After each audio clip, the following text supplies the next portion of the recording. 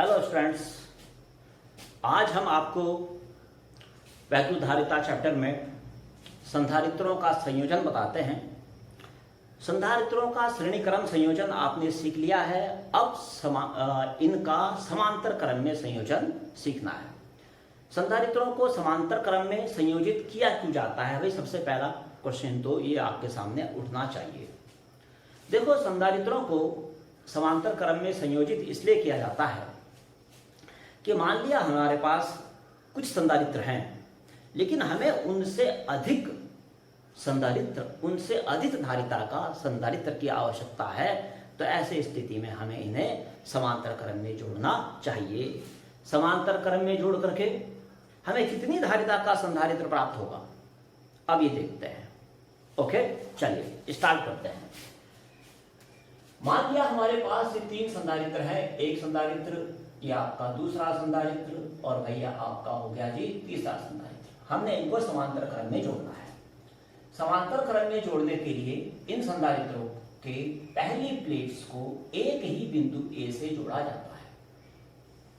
Okay, बिल्कुल चित्र के अनुसार जोड़ सकते हैं आप, या और भी विधियां हो सकती हैं।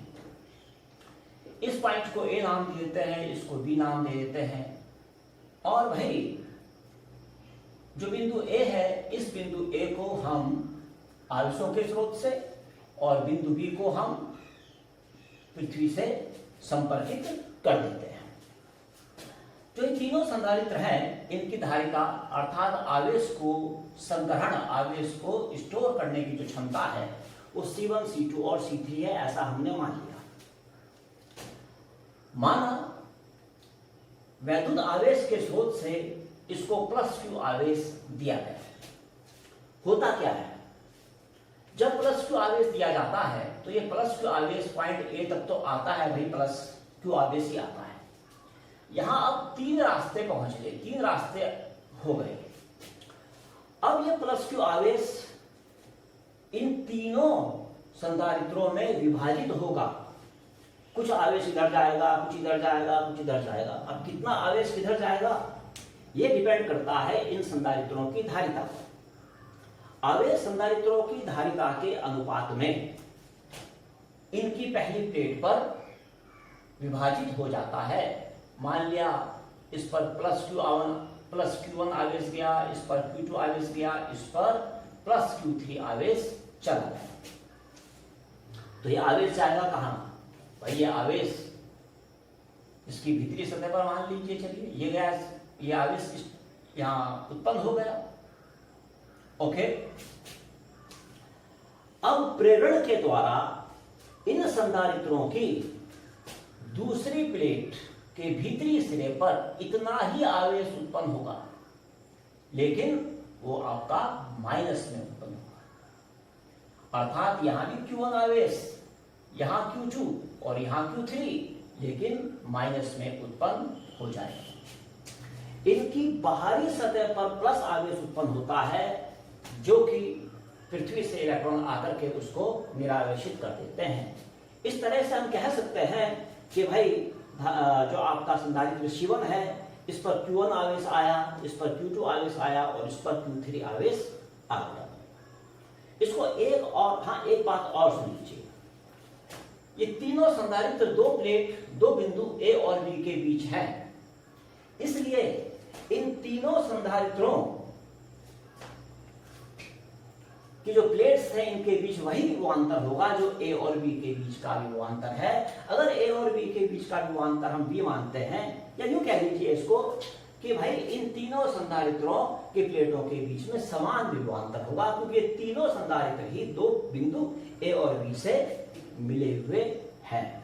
तो मान लिया इन तीनों के प्लेटों के बीच में विभवांतर V है, इसे हम लिख लेंगे। उससे पहले मैं आपको इसको एक तरीके से और समझाना चाहूंगा, लेकिन करूंगा इसको इसी तरीके से, क्योंकि भाषा जो मैंने आज लिखी हुई है वो यही लिखी हुई है जो मैंने आपको अभी समझाई। लेकिन आपके समझने के लिए बहुत जरूरी है, एक बात और समझना जरूरी है, उसको आप समझ लीजिए। मान लिया हमने इनको एक बैटरी से हमने इनको जोड़ा। अब जो बैटरी है, वही बैटरी का विभवांतर भाई अपना होता है। बैटरी के जो दो टर्मिनल होते हैं, ये अधिक विभव पर होता है, ये कम विभव पर होता है, इसलिए उन दोनों के बीच में विभवांतर होता है। पोटेंशियल डिफरेंस मान लिया इसका V है। तो बिल्कुल स्पष्ट है, क्योंकि ये बैटरी 2 पॉइंट A और B से जुड़ी हुई है और ये सारे के सारे संधारित्र भी उन्हीं पॉइंट A और B से जुड़े हुए हैं, इसलिए इन सारे संधारित्रों के सिरों के बीच भी वही विभवांतर होगा जो कि बैटरी के टर्मिनल या A और B के बीच विभवांतर है। अर्थात C1 C2 C3 सबके जो आपके प्लेट्स मान लीजिए उनके बीच में विभवांतर V होगा। स्पष्ट हो गया।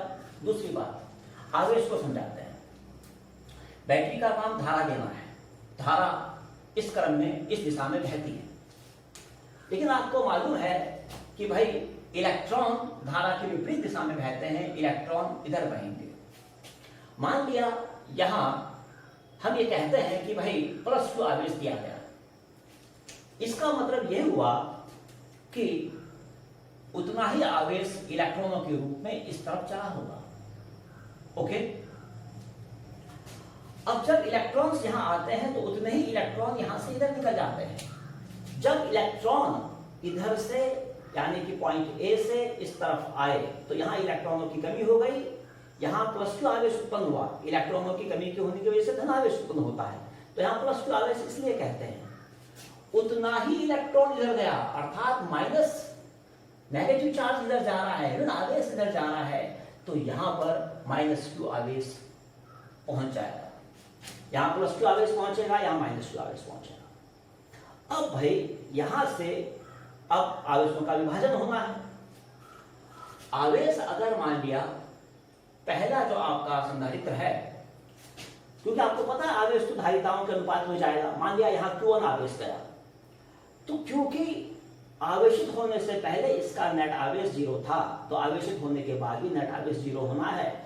यह आवेश के संरक्षण का सिद्धांत है। तो आवेश के संरक्षण के सिद्धांत से अगर यहाँ +Q1 आवेश गया है तो यहाँ अपने आप ही -Q1 आवेश उत्पन्न होता है। अर्थात ये -Q आवेश -Q1, -Q2 और -Q3 इस क्रम में विभाजित होता है, इस तरह प्रकार से विभाजित होता है। अर्थात समझ में आ गया आपके कि जितना आवेश यहाँ होगा पहली प्लेट में, उतना ही आवेश ऋण में नेगेटिव में दूसरी प्लेट में होना है। तो इस तरह से आवेशों का डिस्ट्रीब्यूशन होता है, यह आपने समझा। लेकिन चलो, करना तो हमने अपनी बुक के ही अकॉर्डिंग है, तो वैसे ही करते हैं। तो ये आवेशों के स्रोत से जोड़ दिया और ये आपका अर्थ से जोड़ दिया। शुरुआत में नोट्स आप ऐसे लिखेंगे, जो मैंने आपको सब समझा दिया है। आगे अब हम कार्य करना शुरू करते हैं। तीनों संधारित्र A व B के बीच जोड़े गए। देखिए भाई, ये तीनों जो संधारित्र हैं, मैंने आपको अभी भी बताया कि क्योंकि ये तीनों संधारित्र बिंदु A और B के बीच जोड़े गए हैं, अतः इन संधारित्रों की प्लेटों के बीच विभवांतर समान होगा। आई बात समझ में? इसको भी A और B के बीच में जोड़ा है, दूसरे वाले को भी यहीं जोड़ा है, तीसरे वाले को भी जोड़ा है, तो सबकी प्लेटों के बीच में विभवांतर समान होगा। इसलिए तीनों संधारित्रों की प्लेटों के बीच विभवांतर समान होता है, माना यह V है। तो चलिए भाई, देखिए, हमें तुल्य धारिता ज्ञात करने के लिए, इन तीनों संधारित्रों की तुल्य धारिता ज्ञात करने के लिए हमें 3 बातें चाहिए। एक, सबसे पहले विभवांतर प्रत्येक संधारित्र की प्लेटों के बीच में। दूसरा, प्रत्येक प्लेट में कितना आवेश इकट्ठा हुआ, प्रत्येक संधारित्र की प्लेटों में कितना आवेश इकट्ठा हुआ। नंबर 3, इनकी धारिता। तो धारिता तो हमें पहले से ही पता है, विभवांतर हमने बता दिया कि भाई तीनों संधारित्रों की प्लेटों के बीच में विभवांतर भी है। और भाई आवेश हम पहले ही निकाल चुके हैं कि संधारित्र C1 का आवेश Q1 है, इसका आवेश Q2 है, इसका आवेश Q3 है। ये हम आपको अभी पहले ही समझा चुके हैं। हमें इन तीनों के तुल्य धारिता का सूत्र स्थापित करना है। अर्थात हमें एक ऐसी व्यवस्था करनी है कि भाई अगर कोई कहे कि भाई हमें 3 संधारित्र नहीं चाहिए, हमें तो एक ही संधारित्र चाहिए, तो ठीक है भाई तुम्हें एक संधारित्र चाहिए, पकड़ो एक संधारित्र, इसको आप प्लस क्यू आवेश दे दो, यहां इसको पृथ्वी से जोड़ दो। तो अगर इसको प्लस क्यू आवेश देने पर इसके जो सिरे हैं, जो पॉइंट ए और बी हैं, इनके बीच में विभवांतर भी होता है। जैसा कि यहां हुआ था कि इसको क्यू आवेश दिया तो इनकी प्लेटों के बीच विभवांतर भी उत्पन्न हुआ। तो ऐसे संधारित्र की जो धारिता होती है वो धारिता इस पूरे संयोजन की तुल्य धारिता मानी जाती है। तो ये हमें इस पूरे सिस्टम का जो पूरा आपका ये संयोजन है, इसकी हमें तुल्य धारिता का सूत्र स्थापित करना है। तो हमको ये अपने मन में लेके चलना पड़ेगा कि हमको, अगर हम इस कंसेप्ट को मन में लेंगे तो ही हम इसको हल कर पाएंगे। चलिए शुरू करते हैं आगे। और इतना तो आपकी समझ में आ गया भी, माना यह क्या है, V है। चलिए अब माना संधारित्रों पर आवेश Q1, Q2 व Q3। चलिए ये तो माना ना आपने, या Q1 मान लिया, या Q2 मान लिया, या Q3 मान लिया। इसलिए आवेशों के समक्षण से Q हो जाएगा Q1 plus Q2 plus Q3। Clear? इतना समझ में आपके आ गया? बिल्कुल जी, आपके समझ में यह आ चुका है। यही आवेश Q तीनों में डिवाइड हुआ था, तो Q बराबर हो गया Q1 plus Q2 plus Q3। तो भाई Q कितना आएगा? Q1 की वैल्यू कितनी है? आपको फॉर्मूला याद है, C Q अपॉन V। तो Q क्या होता है? CV। तो Q1 हो जाएगा इसके लिए C1 और विभवांतर V। V तो सबके लिए सेम है, पहले समझा दिया भाई। और प्लस Q2 के लिए धारिता कितनी है? C2 और विभवांतर V, सेम Q3 के लिए C3V। तो Q हो गया, आप V कॉमन ले लीजिए, C1 plus C2 plus C3। This is equation number 1। Okay, अच्छा चलो एक काम करते हैं, जैसे ये माना है ना, तो मैं इसको पहले लिख लेता हूं, यहीं पे लिख लेता हूं कि Q1 हो जाएगा भाई C1V। इसे इक्वेशन नंबर 1 मान लेता हूं, जैसे कल समझाया था ऐसे कर देते हैं, नहीं तो आपको शायद अच्छा ना लगे। Q2 C2V और Q3 C3V। ये अपने पहले हमने क्या किया, लिख लिया इसको कि भाई इस पर जो आवेश है Q और इसका जो धारिता है C1 और इसके सिरों के बीच जो विभवांतर है V, इनमें क्या संबंध है? Q1 बराबर C1V, Q2 C2V, Q3 C3V। अब चूंकि Q है भाई Q1 plus Q2 plus Q3, है ना, इसलिए आगे हमने इसको ऐसे कर दिया। इसको इक्वेशन 4 डाल देते हैं, इसे थ्योरी लिखने का तरीका है। ये आपकी समझ में बहुत अच्छी तरीके से आ गया होगा। चलिए अब आगे चलते हैं, इसे आप मिटा देता हूं।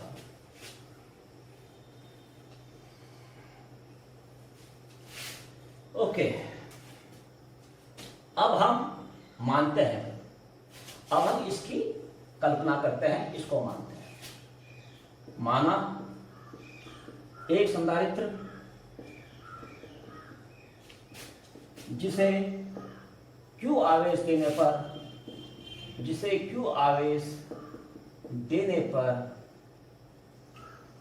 उसकी प्लेटों के बीच विभवांतर V हो जाता है। बिल्कुल ऐसा जैसे यहां हुआ था, हमने इसे Q आवेश दिया था, प्लेटों के बीच विभवांतर भी हो जाता है। तो ऐसे संधारित्र, ये मैं इसके लिए कह रहा हूं, तो ऐसे संधारित्र की धारिता को संयोजन कौन सा संयोजन? अरे संयोजन ये तीनों का संयोजन, इसकी धारिता को, इस संयोजन की धारिता हम कह सकते हैं, वो संयोजन की तुल्य धारिता कहते हैं।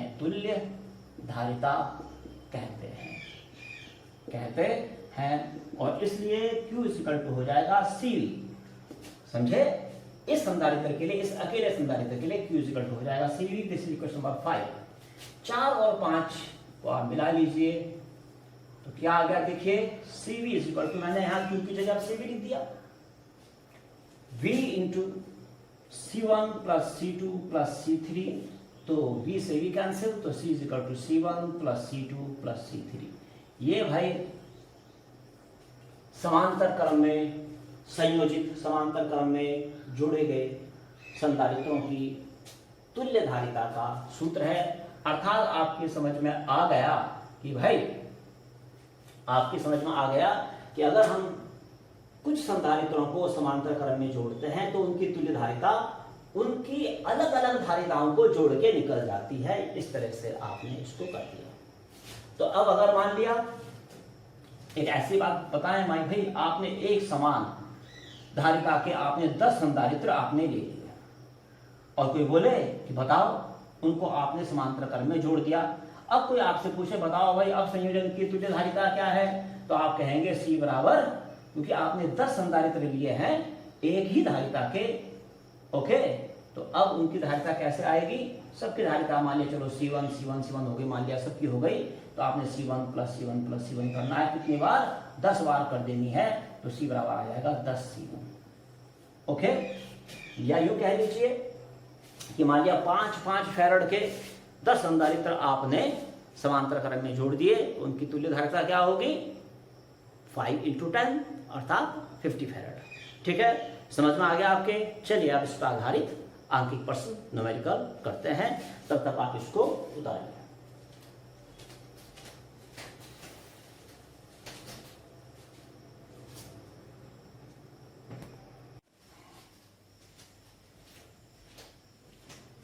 देखिए स्टूडेंट्स, एक बहुत ही अच्छा एक छोटा सा न्यूमेरिकल, 2 संधारित्र जिनकी धारिताएं 6 माइक्रोफैरड और 12 माइक्रोफैरड है, श्रेणी क्रम में जोड़े गए हैं और 12 वोल्ट का विभवांतर संयोजन पर लगाया गया है। संधारित्रों पर आवेश ज्ञात कीजिए। तो आपने 2 संधारित्र लिए और भाई इनको श्रेणी क्रम में जोड़ दिया, पॉइंट A और B के बीच में जुड़े हैं ये, और 12 वोल्ट का विभवांतर लगता है किससे, बैटरी से और किससे।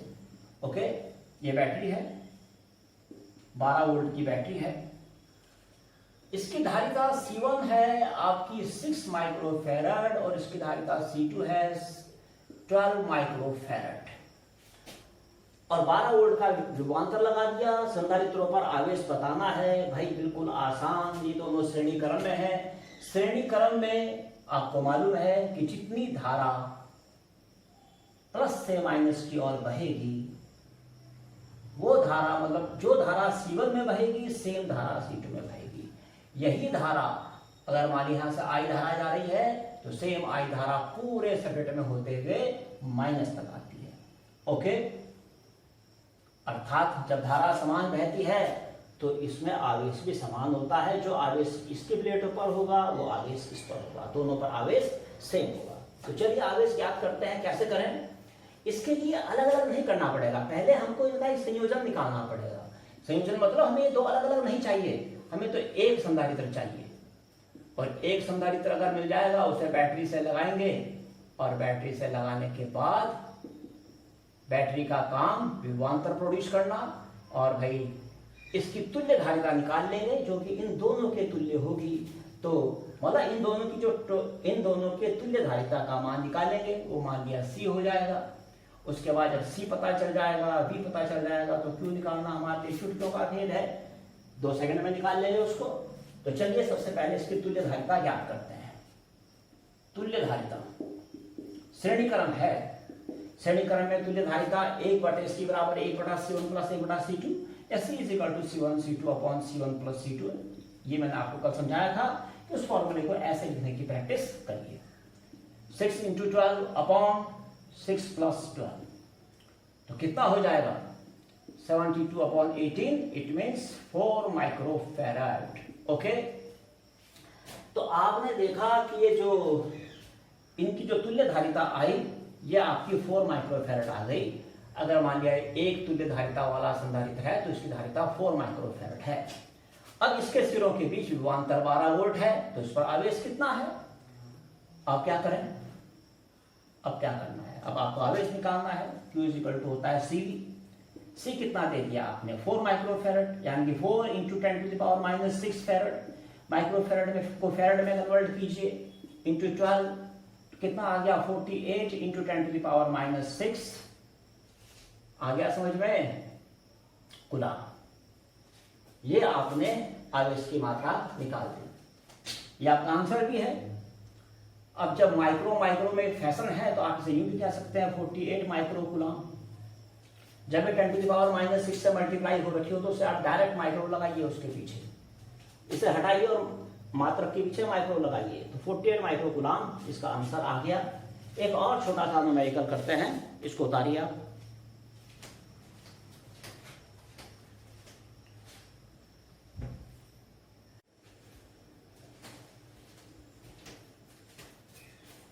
एक और न्यूमेरिकल लेते हैं इसका, देखिए 6 माइक्रोफैरड और 12 माइक्रोफैरड धारिता के दो संधारित्र एक बैटरी के साथ श्रेणी क्रम में जुड़े हैं। तो एक आप पहले इसके लिए चित्र बना लीजिए। चित्र बनाना बहुत जरूरी है, इससे आप क्वेश्चन के साथ अपना जुड़ाव महसूस करते हैं, एक फीलिंग आती है आपको। देखिए 6 माइक्रोफैरड और 12 माइक्रोफैरड धारिता के दो संधारित्र हैं भाई।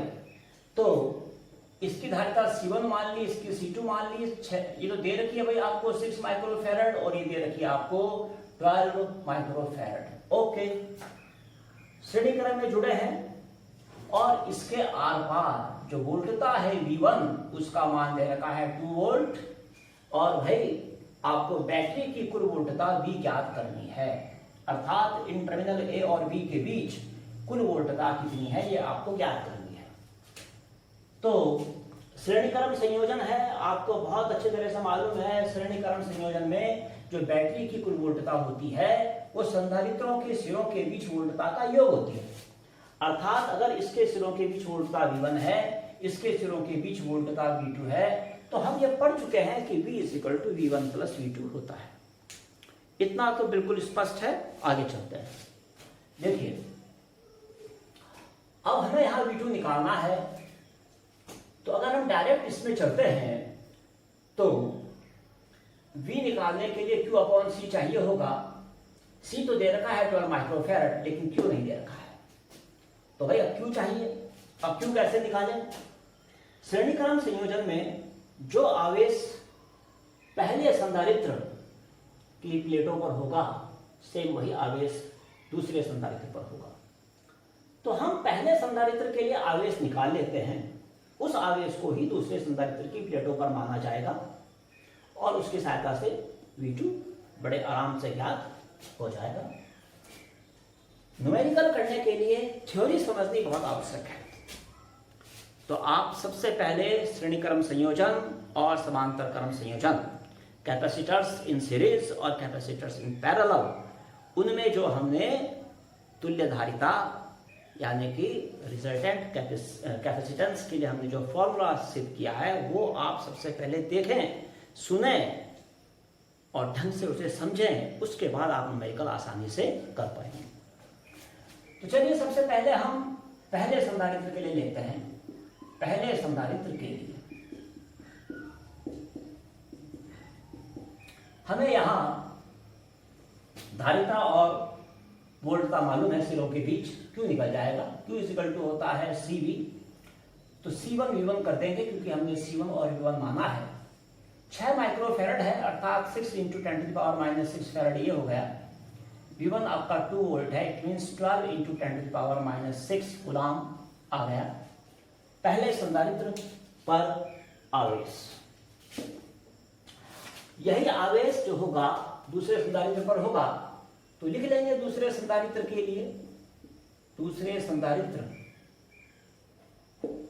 के लिए यहां क्या क्या है आपके पास? C2 आपके पास है 12 × 10⁻⁻⁶ फैरड, और भाई V2 आपको फाइंड आउट करना है। Q आपको मालूम हो चुका है 12 × 10⁻⁻⁶ कूलम। तो V2 = भाई आप एक फॉर्मूला याद रखिए ना, आप C = Q/V याद रखिए, चाहे Q = CV याद रखिए, और उससे आप बड़े इजीली आप फटाफट आप इसे कर लेंगे। तो यह आ जाएगा 12 × 10⁻⁶ whole upon 12 × 10⁻⁶, it means 1 volt. या समझ चुके होंगे। तो भाई इसकी प्लेटों के बीच विभवांतर 2 वोल्ट आ गया, इसकी प्लेटों के बीच विभवांतर भाई 1 वोल्ट आ गया। हमें तो बैटरी की कुल वोल्टता याद करनी है। हमें पता है कि समांतर श्रेणी क्रम संयोजन में जो बैटरी की कुल वोल्टता होती है वो संधारित्रों के सिरों के बीच वोल्टताओं का योग होती है। हमें मालूम है कि V इक्वल टू होता है V1 plus V2, it means V12 plus 1 अर्थात 3 वोल्ट। तो ये आपकी जो बैटरी है ये आपकी 3 वोल्ट की बैटरी है, ये आपने इस तरह से याद कर लिया। अब जो नया आपका वीडियो बनेगा वो पूरी तरह से न्यूमेरिकल बेस्ड होगा, इसके डेरिवेशंस हो चुके हैं। तो आपको उस पूरे वीडियो में न्यूमेरिकल सिखाए जाएंगे। तब तक आप अपने आप कुछ कोशिश कीजिए, इन पे आधारित न्यूमेरिकल करने की कोशिश कीजिए।